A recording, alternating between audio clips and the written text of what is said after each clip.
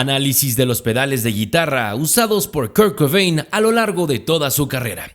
Si bien es cierto que Kurt Cobain era conocido por su minimalismo al usar pedales de efectos, esto no significa que no fuera un gran fan de los mismos. De hecho, esto queda claro cuando Ernie Bailey, su técnico de guitarra, en una entrevista en el 2014, mencionara que Cobain quería usar para sus presentaciones en vivo un pedalboard con aproximadamente 8 pedales en su cadena de efectos, pero como estamos hablando de los 90s, donde básicamente por las limitaciones técnicas referentes al ruido incontrolable generado versus un true bypass incipiente, esta idea se tuvo que suprimir y dejar como máximo 4 pedales enfrente del músico para sus presentaciones.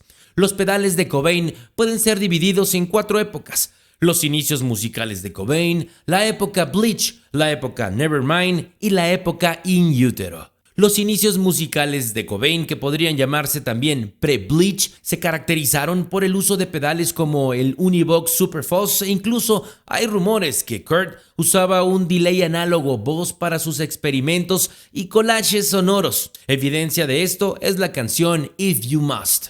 La época Bleach se caracterizó por un minimalismo extremo donde la distorsión era lo que primaba en su sonido, y la piedra angular del sonido de Cobain en esta época básicamente fue generado por un Boss DS1 junto al cual estaba un afinador Arion Stage Tuner, ya que las guitarras baratas usadas por Cobain en esa época difícilmente permanecían afinadas.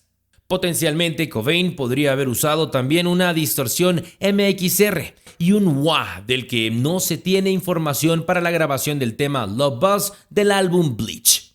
La época Nevermind seguía acarreando el minimalismo de la era Bleach. Sin embargo, Cobain añadió un pedal que definiría un sonido insignia en muchos de los éxitos del álbum Nevermind, y hablamos precisamente del Small Clone Chorus de Electro Harmonix. Adicionalmente, el famoso Boss DS1 sería reemplazado por su sucesor, el Boss DS2 Turbo Distortion, que según rumores, estando Nirvana en plena gira, Ernie Bailey decidió comprar un DS2 al no poder encontrar un DS1 como reemplazo al que Cobain habría dañado por el maltrato que le daba en vivo. Y desde ese momento, aproximadamente en febrero del 92, la distorsión principal de Cobain sería el Boss DS2, que era básicamente el mismo DS1, solo que con una opción adicional de turbo para control remoto.